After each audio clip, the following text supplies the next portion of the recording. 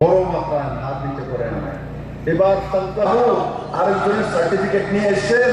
আপনাকে আমি জিজ্ঞাসা করি, এতদিনের মন্ত্রী, এতদিনের এমপি থাকার পর, এতদিনের কমিউনিস্টের নেতা থাকার পর সাবরুমের জন্য কি এনেছেন আমাকে বলুন তো দেখি। কিচ্ছু না। বিপ্লবদের এসে সাবরুমকে চেনতে পারেনি, কারণ আমি দিল্লিতে ছিলাম, অনেকদিন ত্রিপুরাতে ছিলাম না।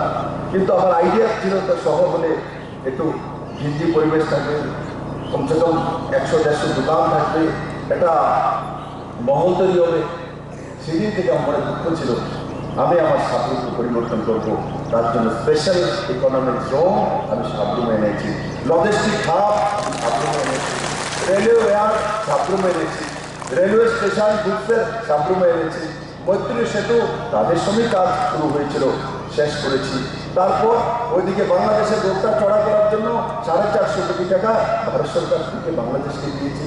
এসওপি যেটা বহুদিন যাবৎ এঙ্গেজ ছিল, হচ্ছিল না, কমিউনিস্টরা করতে পারছিল না, মাননীয় প্রধানমন্ত্রী নরেন্দ্র ভাই মোদী আর বাংলাদেশের প্রধানমন্ত্রী শেখ হাসিনাকে রিকোয়েস্ট করে আমরা দুই দেশের মধ্যে এসওপি করে নিয়েছি, যাতে চিটাগাং বন্দরগাহ আমরা ব্যবহার করতে পারি। আইসিটি ইন্টিগ্রেটেড চেকপোস্ট, আজকে অমিত ভাই সাহেব দেশের গৃহমন্ত্রী ত্রিপুরাতে আছেন, দুইটা কার্যক্রমে ভাগ নিচ্ছেন।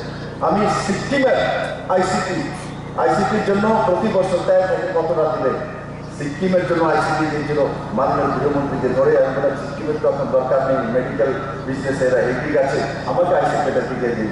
6 মাস পরে সিকিমের কোটা কেটে সাবরুম আইসিটি ইন্টিগ্রেটেড চেকপোস্ট মাননীয় গৃহমন্ত্রী অমিত ভাই শাহ 100 কোটি টাকার উপরে খরচা করে এই সাবরুমের জন্য ব্যবস্থা করেছি।